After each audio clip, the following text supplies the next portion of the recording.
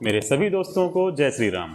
दोस्तों, आज मैं जो वीडियो लेके आ रहा हूँ ये मेरे पूर्वज चैनल में बहुत ज़्यादा वायरल हो गया था और मुझे किसी त्रुटिवश इस वीडियो को अपने चैनल से हटाना पड़ा था, परंतु मैं अपने दूसरे चैनल के माध्यम से इस वीडियो को आप सभी के समक्ष लेके आ रहा हूँ।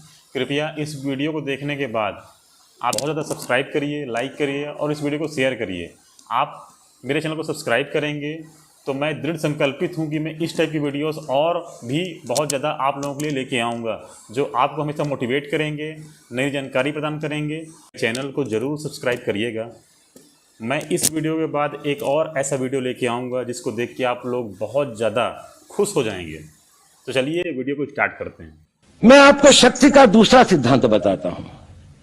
मुझे नहीं मालूम कि यह सिद्धांत मुझे बताना चाहिए या नहीं, मुझे यह भी नहीं मालूम कि यह सही है या नहीं, लेकिन क्योंकि मैं इसको मानता हूं और मुझे मालूम है कि इसके बारे में कई लोग जिनके हायर मॉरल वैल्यूज हैं शायद न भी समझते हो या न भी वो रखते हो, लेकिन एक मेरा विचार है, चाहे तो इस पर विचार करें। सब नहीं तो कुछ न कुछ लोगों को शायद इस विचार से कुछ सोचने की और कुछ करने की प्रेरणा मिलेगी। इतिहास दुनिया की सबसे बड़ी अदालत है। सही बात है। इससे बड़ी अदालत कोई नहीं है। सुप्रीम कोर्ट में क्या हुआ, हाई कोर्ट में क्या हुआ, लड़ाई के मैदान में क्या हुआ, इलेक्शंस में क्या हुआ, ये सब बातें आती हैं चली जाती हैं, बाद में रह जाता है केवल इतिहास। सही बात है। और इतिहास का निर्णय हमेशा उसके पक्ष में गया है जो शक्तिशाली था। बिल्कुल सही बात है। इसने कभी उसका साथ नहीं दिया जो न्याय के साथ था, जो सही था। अगर ऐसा होता तो दिल्ली में बाबर रोड होती है, बाबर रोड है लेकिन राणा सांगा रोड नहीं है। क्या बात क्योंकि बाबर आया, विजयी हुआ, राणा सांगा हार गया।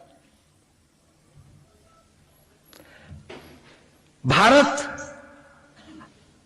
कि हिंदूशाही किंगडम अफगानिस्तान से होती सिकुड़ती सिकुड़ती सिकुड़ती यहां तक नहीं आ जाती। हमने किसी पर आक्रमण नहीं किया, हमने किसी के जीवन मूल्यों को नष्ट नहीं किया, हमने किसी के धर्म ग्रंथों को और धर्म स्थानों को नष्ट नहीं किया। शायद हम न्याय संगत थे, शायद सत्य भी हमारे पक्ष में था, लेकिन शक्ति हमारे साथ नहीं थी। बिल्कुल सही। शक्ति की इसलिए इतिहास ने हमें उसकी सजा दी।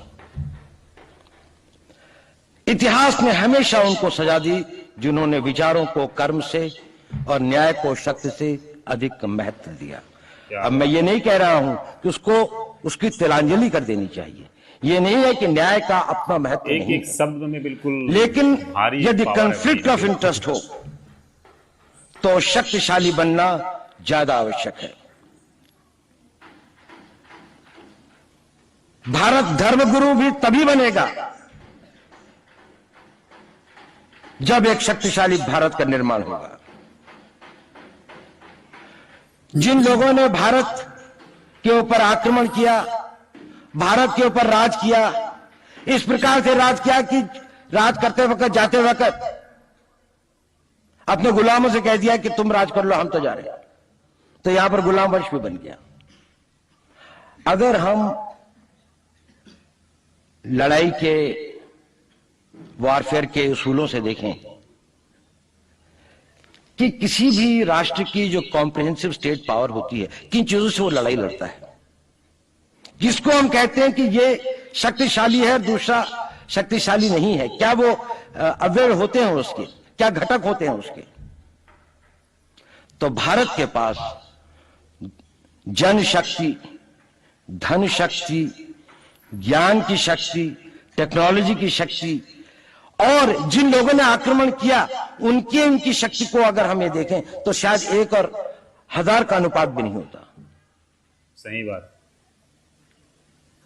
लेकिन उसके बाद भी हम वो नहीं कर पाए। और ये प्रश्न भी किसी ने पूछा, उस पर मैं आऊंगा बाद में। निवेदिता जी ने उसका बहुत अधिक उत्तर दिया, बहुत अच्छा उत्तर दिया था कि क्या कारण है, किसके कारण भी हम लोग इस लड़ाई में, इतिहास ने हमारा साथ या हमारे पक्ष में न्याय नहीं दिया। क्या कारण है कि कश्मीर में हम लड़ रहे हैं, जिन्होंने हमारे ऊपर आक्रमण हो रहा है, हमारे ऊपर बाहर से लोग आकर वायलेशन हमारे बॉर्डर का करते हैं, सही बात है। इन्फिल्ट्रेटर्स हमारे यहाँ आते जवानों हैं, का हालात सभी को पता ही है। जबकि पूरा का पूरा कश्मीर भारत का भाग है, अभिन्न भाग है। कानून के अनुसार वहां के राजा ने यह हस्ताक्षर किए, हमें दिया।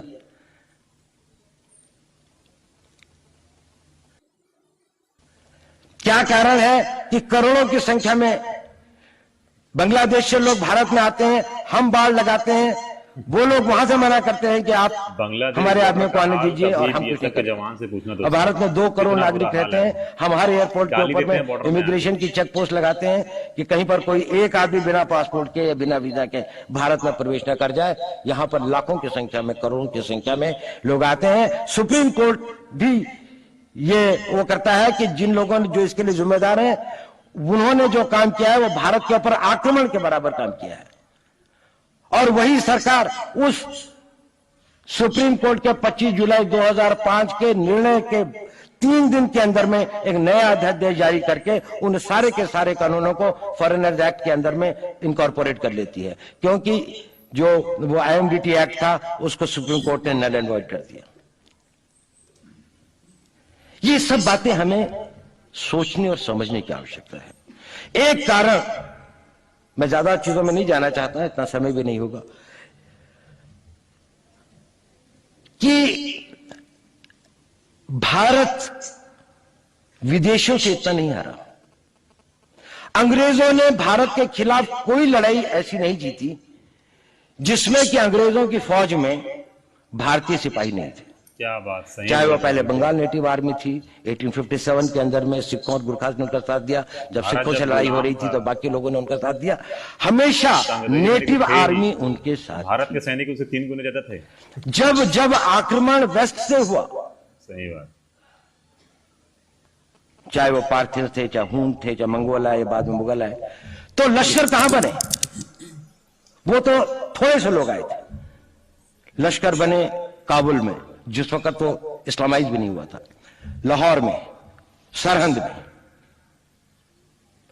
हिंदुस्तानियों को हराया है तो हमेशा हिंदुस्तान के लोगों ने साथ नहीं दिया देश का। क्या बात। और दर्द है तो केवल इसी बात का। भारत के इतिहास में अगर दर्द केवल इस बात का नहीं है कि विदेशियों ने हमारे साथ क्या किया, उनका तो हम मुकाबला कर लेते। दुख इस बात का था कि हमारे सभी लोगों ने साथ नहीं निभाया और साथ नहीं दिया। और इसकी फीलिंग आज भी मुझे इस देश में होती है। और भारत को आंतरिक बाह्य शक्तियों से जो सबसे बड़ा खतरा है, वो खतरा इस बात का है कि हमारे अपने लोग ही कहीं राष्ट्र की सुरक्षा, राष्ट्र की अस्मिता, राष्ट्र के गौरव का सौदा न कर बैठे, अपने आज के सुख के लिए अपने भविष्य को अंधकारमय न कर दें। और इसके लिए जो जागरूकता चाहिए, इसके लिए जो ताकत पैदा करनी है, वो ताकत केवल समाज के अंदर भी पैदा की जा सकती है। उसको केवल आप लोग कर सकते हैं, वो केवल आज की युवा शक्ति ही कर सकती है। तो वीडियो तो खत्म हो गया। श्री अजीत डोभाल सर ने इस वीडियो के माध्यम से कितना बड़ा बात बोला है।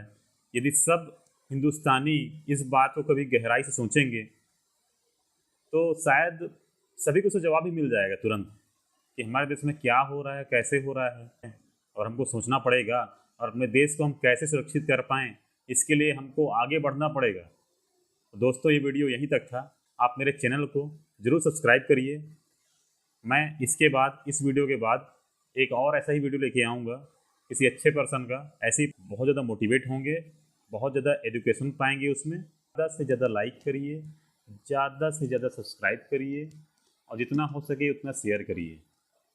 मैं इस वीडियो के तुरंत बाद एक और वीडियो लेके आऊँगा। उस वीडियो को देखने के बाद आप और ज़्यादा सोचने पे मजबूर हो जाएंगे कि क्या सही में ऐसा ही होता है, देश में ऐसे ही चल रहा सब कुछ।